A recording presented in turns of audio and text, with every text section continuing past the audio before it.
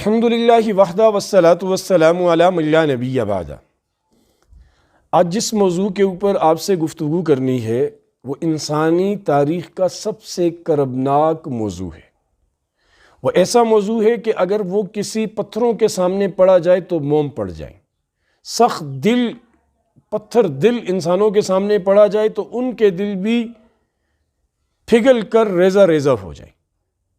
یعنی ایسا واقعہ کہ نبی پاک صلی اللہ علیہ وسلم کے گھرانے کو ایسی بے دردی کے ساتھ شہید کر دیا گیا۔ کلمہ پڑھنے والے، خود کو مسلمان کہلوانے والے، حضور علیہ الصلاۃ والسلام کی امت کا دعویٰ رکھنے والے لوگ اس قدر بے حس بے ضمیر ہو گئے کہ انہوں نے خانوادہ رسول کو اتنی بے دردی سے شہید کیا۔ یہ ایسا واقعہ ہے کہ جس کو کوئی بھی مومن نہ پڑھ سکتا ہے، نہ سنا سکتا ہے، نہ سن سکتا ہے۔ یعنی پورا واقعہ کبھی پڑھا ہی نہیں جاتا، انسان کی حالت غیر ہو جاتی ہے، دل کی کیفیت بدل جاتی ہے۔ کچھ معروضات آپ کے سامنے میں رکھوں گا۔ آج سے پہلے کی جو نشستیں ہماری ہوئی ہیں ان میں ان تمام اسباب کا ذکر میں نے کیا تھا آپ کے سامنے کہ وہ کیا وجوہات تھی جن کی وجہ سے حضرت امام حسین یزید کی بیعت نہیں کر رہے تھے، وہ کیا اسباب تھے جن کی وجہ سے حضرت امام حسین رضی اللہ عنہ یزید کو خلافت کا اہل ہی نہیں سمجھتے تھے، جن وجوہات کی وجہ سے آپ مدینہ سے مکہ تشریف لے گئے۔ پھر مکہ سے 8 ذی الحجہ کو، جب حج کا دن بالکل سر پر تھا، کل کو یوم عرفہ تھا، آپ حج کا احرام کھول کر عمرہ کر کے آپ وہاں سے کوفہ کی طرف عازمی سفر ہوئے۔ ان سب پر ہماری گفتگو ہوئی ہے۔ آج مختصر سا کوئی خلاصہ رکھنے کی میں کوشش کروں گا حضرت امام عالی مقام کی شہادت تک، مکہ سے نکلنے سے ان کی شہادت تک۔ اب جب مکہ مکرمہ سے نکلے تو مکہ مکرمہ کے گورنر نے اور باقی آپ کے چچا زاد بھائی عبداللہ ابن جعفر رضی اللہ عنہ نے، انہوں نے بہت روکنے کی کوشش کی، بہت آپ کو یہ بتانے کی کہ وہ کوفی بے وفا ہیں، آپ کے والد کے ساتھ بے وفائی کی، آپ نہ جائیں۔ تو وہ جواب میں یہی ارشاد فرماتے کہ بہرحال میں نے جانا ہے، جو مصیبت اللہ نے ہمارے لیے مقدر کر رکھی ہے اس سے ہم بچ نہیں سکتے، وہ بہرحال ہم کو پہنچ کر ہی رہے گی۔ لہٰذا سب کی باتیں آپ نے ان پر غور نہ کیا، ان کو درغور اعتنا ہی نہ سمجھا اور چل دیے۔ اور آپ لڑنے کے لیے نہیں گئے تھے، بغاوت اور خروج آپ کا نیت نہیں تھی، ورنہ آپ بغاوت کا ارادہ ہوتا، خروج کا ارادہ ہوتا تو مدینہ منورہ میں رہتے، اسی کو اپنی اسٹیٹ ڈکلیئر کرتے، سارے جانثار آپ کے ساتھ تھے، صحابہ اکرام تھے، حضور علیہ السلام کا سارا خاندان وہاں تھا، مکہ مکرمہ کو اپنی اسٹیٹ بنا دیتے۔ آپ نے ایسا نہیں کیا اور وہاں سے آپ چل دیے۔ اور محمد بن حنفیہ جو آپ کے بھائی ہیں، ان سے جو حضرت امام حسین رضی اللہ عنہ نے جو الفاظ فرمائے تھے کہ میں کسی سیر و تفریح کے لیے نہیں جا رہا، میں کسی قتل و غارت کے لیے نہیں جا رہا، مفہوم یہ ہے انما خرجت لطلب اصلاح فی جد امتی، میں تو اپنے دادا کی امت کی اصلاح کے لیے جا رہا ہوں، اس میں جو بگاڑ پیدا کیا جا رہا ہے، جو اسلام کی صورت مسخ کی جا رہی ہے، اس کا تصور بنیادی ڈھانچہ مسمار کرنے کی کوشش کی جا رہی ہے، میں اس کے لیے جا رہا ہوں۔ راستے میں جب آپ ایک جگہ پر پڑاؤ ڈالا تو عربی کے مشہور شاعر فرزدق سے آپ کی ملاقات ہوئی جو عراق سے واپس آ رہے تھے۔ حضرت امام حسین رضی اللہ عنہ نے ان سے گفتگو کی، وہاں کے حالات پوچھے۔ انہوں نے خلاصتاً کہا کہ نواسہ رسول، کوفیوں کے دل آپ کے ساتھ ہیں لیکن ان کی تلواریں یزید کے ساتھ ہیں۔ یعنی کلیئر بتا دیا کہ جب آپ جائیں گے یہ آپ کے ساتھ نہیں ہوں گے۔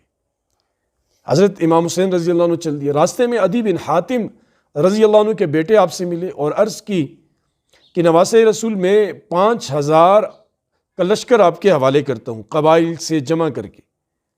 آپ اکیلے یوں نہ جائیں 80-82 افراد کو لے کر، بچوں کو، عورتوں کو لے کر۔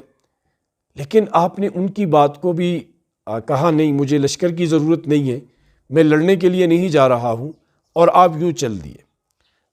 پھر راستے میں بہت ساری باتیں ہوئی، وہ حر کا واقعہ، وہ راستہ روکتا رہا، کرتے کراتے 2 محرم کو یہ پاکیزہ نفوس پر مشتمل قافلہ کربلا پہنچا۔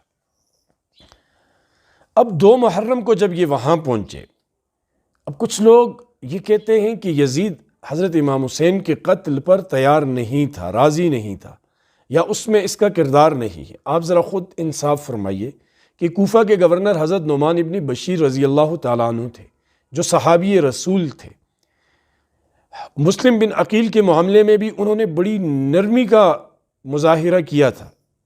جب یزید کو پتہ چلا تو یزید کہ یہ اس طرح نرمی برت رہے ہیں، تو اب انہوں نے گورنر کو تبدیل کرنا تھا۔ یزید کے ایک مشیر ہے جو ایک عیسائی تھا، ان کا غلام تھا، انہوں نے آزاد کیا تھا سرجون یا سرجون کے نام سے۔ یزید ان سے مشورے کرتا تھا، اس سے مشورے کرتا تھا۔ اس نے مشورہ دیا کہ عبید اللہ ابن زیاد کو، جو بصرہ کا گورنر ہے، اسے کوفہ کا گورنر بھی بناؤ۔ یزید نے اس عیسائی مسیحی مشورے پر اب عبید اللہ ابن زیاد کو گورنر بنایا کوفہ کا، اور حضرت نعمان ابن بشیر رضی اللہ عنہ کو معزول کر دیا۔ کیا مطلب یہ کہ ایک نرم دل تھا، اسے ہٹا دیا کہ یہ نرمی کرے گا، اور وہ ظالم کو مسلط کیا کہ اسے پتہ تھا کہ یہ ظلم و ستم کے پہاڑ توڑے گا، اور یہ اس قافلے کو نعوذ باللہ نیست و نابود کرنے کی کوشش کرے گا۔ اب جب آپ 2 محرم کو پہنچے تو 2 محرم سے لے کر 7 محرم تک صبح و شام ایک ہی کوشش ہوتی رہی۔ راستے میں بھی جو لشکر ملتے تھے وہ یہی کہتے تھے یزید کو امیر مان لو، یزید کی بیعت کر لو، عزت احترام تکریم کے ساتھ واپس چلے جاؤ گے، ہمارا آپ کے ساتھ کوئی مسئلہ نہیں ہے۔ لیکن حضرت حسین رضی اللہ عنہ سختی سے منع کر دیتے کہ جان تو دے سکتا ہوں، سر اپنا یزید کو دے سکتا ہوں، لیکن اپنا ہاتھ یزید کے ہاتھ میں نہیں دے سکتا۔ کچھ روایتیں ایسی گڑھی گئی کہ حضرت حسین یزید کی بیعت کرنے کے لیے تیار ہو گئے تھے، پھر عبید اللہ ابن زیاد نے نہیں چھوڑا اور شمر نے نہیں چھوڑا، راستے میں فلانی، یہ سراسر جھوٹ ہے، من گڑت ہے۔ حضرت حسین اگر یزید کی بیعت کے لیے تیار ہوتے تو آپ مکہ سے مدینہ سے مکہ نہ آ جاتے، اب مکہ سے اتنا بڑا بچوں عورتوں سمیت قافلہ لے کر نہ نکلتے۔ یہ ویسے بے پر کی کسی نے اڑائی ہے، تو ان کی یہ ساری کوششیں بے سود رہی۔ حضرت امام حسین رضی اللہ تعالیٰ عنہ نے ان کی کسی قسم کی کوئی بات نہیں مانی۔ 7 محرم کو عبید اللہ ابن زیاد نے حکم دیا کہ ان کے اوپر پانی بند کر دیا جائے۔ آپ کا پڑاؤ فرات کے قریب تھا، وہاں اس نے 500 سوار، 500 چوکیدار وہاں متعین کیے کہ کسی کو یہاں پانی لے جانے کی اجازت نہیں۔ وہ ایک بدبخت نے ان میں سے کہا حضرت حسین رضی اللہ عنہ کو آواز دے کر کہ یہ نیلا پانی نظر آ رہا ہے، اس کا ایک گھونٹ بھی میں تمہیں نہیں دوں گا۔ اللہ کا کرنا دیکھیں، حضرت حسین کی دل کی کیفیت سے اللہ واقف تھے۔ اس بدبخت کے بارے میں مفسرین نے لکھا ہے کہ اس کو اللہ نے ایسی بیماری لگائی کہ وہ ہر وقت پیاس پیاس کرتا رہتا، وہ پانی پیتا الٹی ہو جاتی، پھر پانی مانگتا، اسی طرح کرتے کرتے تڑپ تڑپ کر وہ مر گیا۔ 3 دن یہ قافلہ بغیر پانی کے رہا، بچے تڑپتے رہے، عورتیں پیاسی رہی، اور ہر قسم کی سختیاں جو ان سے ممکن تھی وہ انہوں نے کی۔ اب 9 محرم کو جمعرات کا دن تھا، جنگ چھڑنے کے بالکل قریب تھی۔ حضرت امام حسین رضی اللہ عنہ نے شمر سے یا اس لشکر کے امیر سے کہا کہ عبید اللہ ابن زیاد سے بات کرو، ہمیں 1 رات کی مہلت دی جائے۔ وہ جب گئے تو عبید اللہ ابن زیاد نے فوراً مہلت دے دی۔ وہ سمجھا کہ یہ مہلت اس لیے مانگ رہا ہے کہ اس کو اپنی موت یقینی نظر آ رہی ہے، یہ ڈر گیا ہے، یہ رات کو مشورہ کرے گا اور صبح بیعت کر لے گا اور کہانی ختم ہو جائے گی۔ اسے نہیں پتہ تھا کہ یہ علی کا خون ہے، یہ فاطمہ کا لختی جگر ہے، یہ حضور صلی اللہ علیہ وسلم کی آنکھوں کا نور ہے، یہ یزید جیسے لوگوں سے کہاں ڈرنے والا، یہ عبید اللہ ابن زیاد کی بھبکیوں سے کب دبنے والا تھا۔ حضرت حسین نے مغرب کے بعد اپنے تمام لشکر کو جمع کیا اور ان کے سامنے بات رکھی کہ میں یہ جو مہلت مانگی ہے کسی ڈر کی وجہ سے نہیں مانگی، مجھے چڑھتے سورج کی طرح یقین ہے کہ کل ہم شہید کر دیے جائیں۔ تو یہ آخری رات ہے، جمعرات ہے، بابرکت رات ہے، تو میں نے سوچا کہ اللہ پاک سے نظر و نیاز کر لیں، اللہ پاک کے سامنے اپنے دکھڑے رکھیں، اللہ کے ہاں اور عبادت کر کے جب ہم دنیا سے جائیں تو اور زیادہ عبادت کا ذخیرہ ہو۔ پھر حکم دیا کہ چراغ بند کر دیے جائیں، اور اعلان کیا جو جانا چاہے جا سکتا ہے، یزید کا مسئلہ مجھ سے ہے، کسی سے نہیں ہے، اور آپ جائیں، میں دلی رضا سے آپ کو کہتا ہوں کسی قسم کی خفگی میرے دل میں آپ کے لیے نہیں ہوگی۔ بلکہ اپنے بیٹے سے بھی کہا، اپنے بھتیجوں سے بھی کہا، کوئی بھی نہیں گیا۔ وہ ایک کھڑے ہوئے صحابی رسول، انہوں نے کہا نواسے رسول مجھے افسوس ہے کہ میری ایک جان ہے، اگر میرے جسم پر جتنے بال ہیں اتنی جانیں ہوتی یہ بھی میں آپ کی دفاع میں قربان کر دیتا۔ رات گزری، فجر کی نماز پڑھی اور دونوں لشکر صف آرا ہوئے، ایک طرف امت کے پاک ترین لوگ اور دوسری طرف امت کے سب سے غلیظ ترین بدبخت لوگ۔ لڑائی ہوئی اور بڑی زوردار قسم کی لڑائی، یہاں شہید ہو کر جنت میں جاتے رہے اور وہ مرتے رہے، مردار ہوتے رہے۔ ظہر کی نماز کا وقت ہوا، حضرت امام حسین رضی اللہ عنہ نے حضرت زہیر سے فرمایا، رضی اللہ عنہ بھی صحابی رسول ہے، کہ ان سے کہو ظہر کی نماز کا وقت ہے، ہمیں نماز پڑھنے دیں، وقفہ کر لیتے ہیں، وہ بھی نماز پڑھیں، ہم بھی نماز پڑھتے ہیں۔ جب انہوں نے یہ بات کی تو آگے سے وہ بدبخت کہنے لگے کہ تمہاری تو نماز ہی نہیں ہوتی۔ حضرت زہیر نے کہا افسوس ہے تم پر، لعنت ہے تم پر، جن کے گھر سے، جن کے در سے تمہیں نماز ملی ان کی نماز نہیں ہوتی اور تمہاری نماز ہوتی۔ اور پھر آدھے لڑتے رہے، آدھے نماز پڑھتے رہے۔ یعنی وہ صلاۃ الخوف کی جو ترتیب تھی وہ کربلا میں صحیح معنوں میں سامنے ابھر کر نظر آئی۔ سب نے نماز پڑھی، اب نماز پڑھ رہے ہیں، شہید ہو رہے ہیں، آ رہے ہیں، جا رہے ہیں، جسموں سے خون بہہ رہا ہے اور زخمی ہیں لوگ، اور دونوں طرف خون کی ندیاں بہہ رہی ہیں، پاک خون بھی گر رہا ہے اور گندا خون بھی زمین کو آلودہ کر رہا ہے۔ بہت سارے لوگ آپ کے ساتھ شہید ہوئے۔ کرتے کرتے آپ کا بیٹا علی اکبر، اس نے اجازت مانگی کہ ابا جان مجھے اجازت دیں، میں جاتا ہوں۔ حضرت امام حسین رضی اللہ عنہ نے انہیں رخصت کیا، جیسے ہم سفر کے لیے کسی کو رخصت کرتے ہیں۔ وہ گئے، لڑتے لڑتے شہید ہوئے، ان کو قاسم بن حسن رضی اللہ عنہ لپکے، اپنے بھائی، اپنے چچزاد بھائی کو، اور وہ بھی شہید ہو گئے۔ اب دونوں زخمی ہیں اور دونوں نے آواز لگائی، بیٹے نے آواز لگائی علی اکبر نے، یا ابتا، اے ابا جان، اور بھتیجے نے آواز لگائی قاسم نے، یا عما، اے چچا جان۔ تو حضرت حسین رضی اللہ عنہ نے فرمایا کہ بیٹو آج تمہارا باپ بہت بے بس ہے، آج تمہارا باپ تمہاری کوئی مدد نہیں کر سکتا۔ اور یوں گئے اور علی اکبر کو اٹھایا، اس کی لاش کو لایا خیموں کے پاس، پھر قاسم کی لاش کو لایا، اٹھایا خیموں کے پاس۔ 8 بھائی آپ کے شہید ہوئے، ایک خود آپ اور 8 بھائی آپ کے شہید ہوئے، 17 افراد آپ کے گھر کے شہید ہوئے، اور آپ کے ساتھ 9 یا 12 صحابہ اکرام شہید ہوئے۔ سب وہ ایک حضرت علی رضی اللہ تعالی عنہ نے جو دوسری شادی کی تھی حضرت فاطمہ رضی اللہ تعالیٰ عنہ کے انتقال کے بعد، ان کا نام بھی فاطمہ تھا۔ ان کا جب نکاح ہوا تو انہوں نے حضرت علی سے عرض کی کہ امیر المومنین آپ مجھے گھر میں فاطمہ مت کہیے گا، کہ یہ آپ کے میں ان شہزادوں کی خدمت کے لیے آئی ہوں، حسن حسین کی، اگر آپ فاطمہ کہیں گے ان کو اپنی ماں یاد آئے گی۔ ان سے حضرت علی کے 4 بیٹے تھے، عبداللہ، جعفر، عثمان اور عباس، جسے عباس علمدار کہا جاتا ہے۔ یہ چاروں بھی وہاں شہید ہوئے۔ ان کی شہادت کا جب ان کی والدہ کو پتہ چلا، پھر وہ ام البنین کے نام سے مشہور ہوئی۔ انہیں جب بتایا کہ آپ کے بیٹے شہید ہوئے، حضرت امام حسین کی شہادت کا بتایا، انہوں نے پوچھا مجھے یہ بتاؤ کہ میرے بیٹے پہلے شہید ہوئے یا حضرت حسین پہلے شہید ہوئے؟ انہیں بتایا کہ نہیں، پہلے آپ کے بیٹے شہید ہوئے، بعد میں حضرت امام حسین شہید۔ انہوں نے شکر ادا کیا اور کہا کہ میں کل قیامت میں اپنے نبی پاک صلی اللہ علیہ وسلم کو یہ بتا سکوں گی کہ یا رسول اللہ آپ کی اولاد کی خاطر پہلے میری اولاد قربان ہوئی ہے، اس کے قربان ہونے تک انہوں نے آپ کی اولاد تک کسی کو پہنچنے نہیں دیا۔ اور جب حضرت حسین اکیلے رہ گئے، وہ علی کا خون، وہ جدھر حضرت حسین قدم اٹھاتے آگے سے، یعنی وہ لاشوں کے انبار بن جاتے، ان کا سامنا کرنے کے لیے کوئی تیار نہیں۔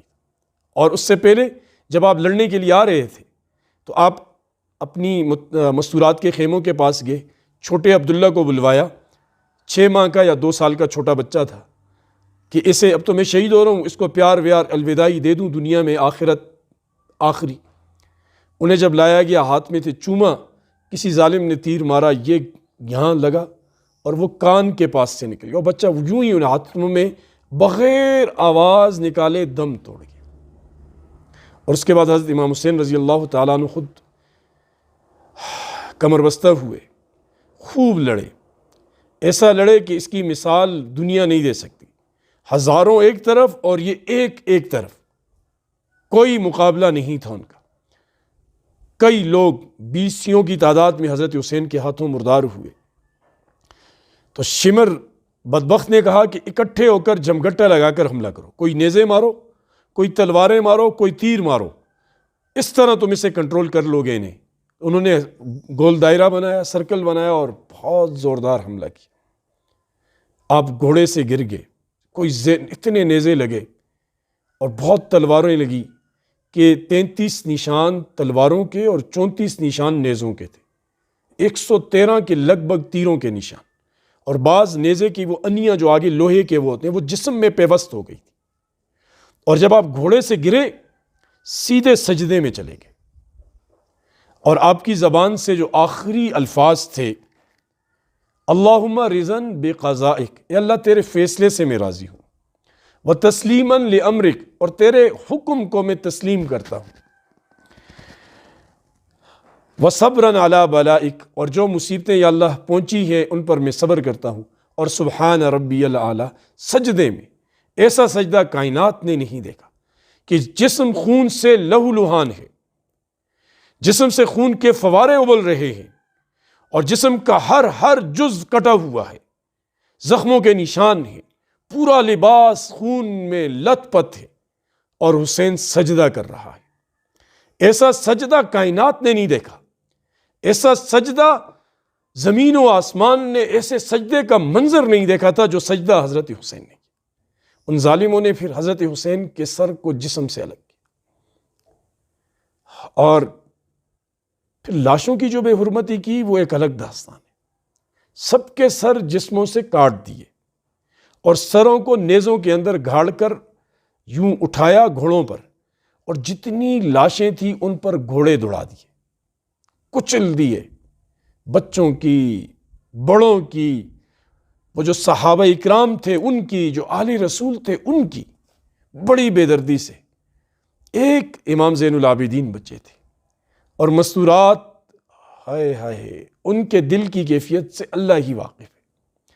وہ حضرت زینب پر کیا گزری ہوگی۔ وہ جب آئی اپنے بھائی کے پاس، اپنے بھائی کی سر کٹی ہوئی لاش دیکھی